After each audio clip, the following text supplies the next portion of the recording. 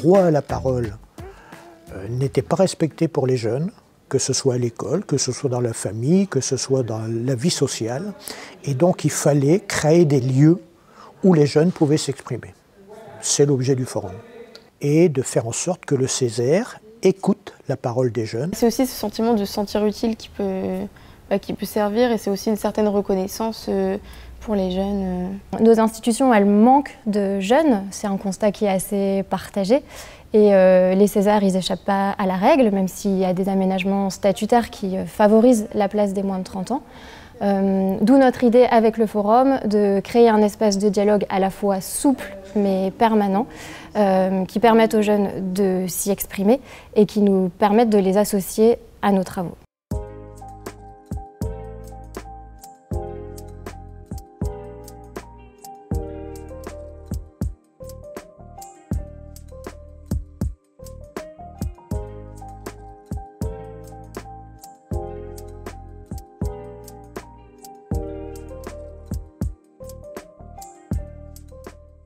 Donc on va parler énormément de l'isolement, qui est souvent revenu.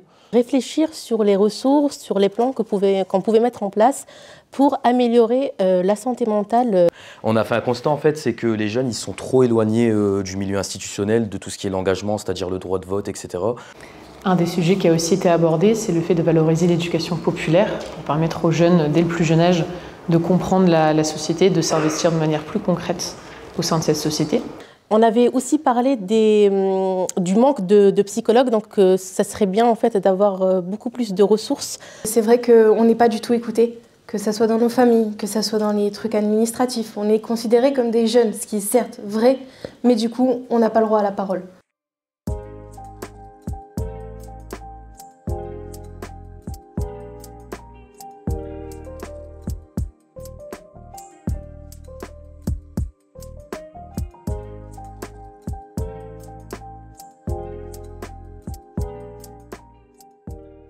Donc les conséquences, c'est qu'on perd à peu près 20% d'eau potable, des pollutions qui sont liées aux fuites des réseaux d'assainissement, des pertes financières, de débit. Et oui, effectivement, elle revient au sol, mais avec le réchauffement climatique et la sécheresse, elle s'évapore. Donc on perd énormément aussi d'eau par rapport à ça. Donc les constats qui sont sortis, c'est que l'offre culturelle est dense à Amiens, mais n'est pas toujours identifiée par les jeunes. Donc on a constaté qu'on n'a pas assez d'infos sur l'accès à la culture. Les freins financiers aussi importants parce qu'on est des jeunes, la plupart du temps étudiants. Faciliter la mobilité via des dispositifs de voyage organisés, donc du type week-end de la mobilité, donc AXA Concorde, opération sac à dos. Pour permettre à un groupe de jeunes de découvrir une ville, donc permettre de voyager.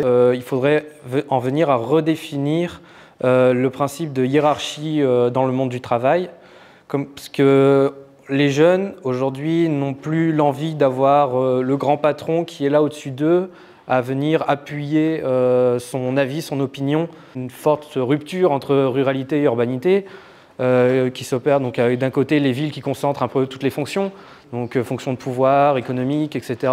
Mais que la ruralité, elle, à côté, c'est l'espace un espace du vide, un espace du champ, de l'agriculteur, de la personne qui vit dans son coin.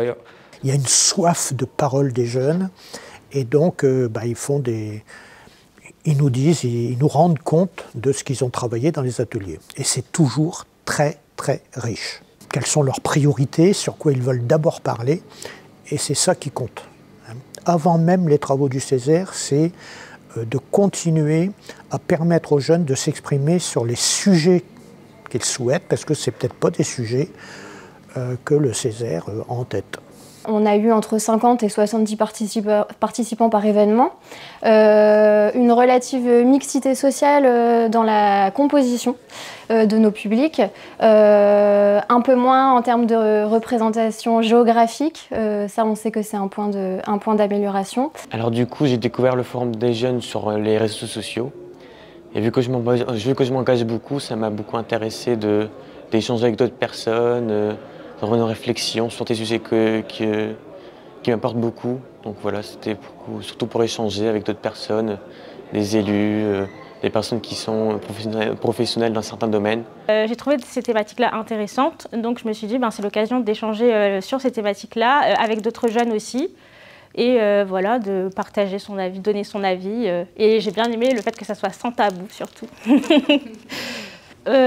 Franchement, les idées qui sont ressorties, hyper intéressantes, et puis c'est bien aussi parce qu'il y a des convergences, il y a des divergences d'idées. J'ai trouvé ça très intéressant, les confrontations d'idées, et puis de belles choses sont ressorties, comme quoi la parole des jeunes est super importante, parce qu'on est l'avenir, quoi. Ce que j'en retire comme point fort, c'est que la réflexion est vraiment très riche, très nourrie. Les débats sont bien encadrés, les groupes de travail sont très intéressants. À la fois un juste équilibre entre les intervenants qui dirigent un petit peu au début, mais aussi nous, les jeunes, qui sommes en capacité de prendre la parole et de proposer des solutions concrètes au fur et à mesure que l'atelier avance. On se disait que non seulement il y a l'éducation des enfants qui est importante, mais il y a aussi l'accompagnement et l'éducation des parents par rapport à ces sujets-là. Parce qu'il va y avoir une petite fille qui veut devenir je ne sais quel métier qui est plutôt réservé aux hommes, mais en fait, même si elle en a l'envie et qu'au collège on lui dit ouais c'est vrai, en fait tu peux faire ça, si les parents bloquent derrière, ça bloque derrière, tout court.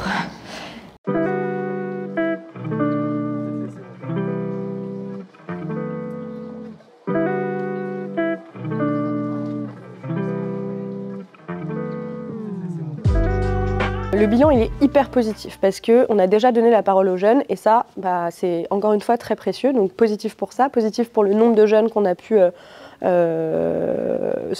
qui ont pu participer à ces rencontres. Positif pour le nombre, pour la qualité des échanges, pour les débats qu'on a pu avoir et les propositions qui ont été faites. Donc positif pour toutes ces choses-là. Il faut maintenant qu'on améliore la mise en contact des jeunes avec les politiques, par exemple, du Conseil régional. Alors, on a eu une réunion qui s'est très bien passée avec l'ensemble des partis politiques il y a 2 mois de cela. Là, aujourd'hui, on les met en contact avec les grands leaders de la société civile. Bon, mais ce n'est pas suffisant.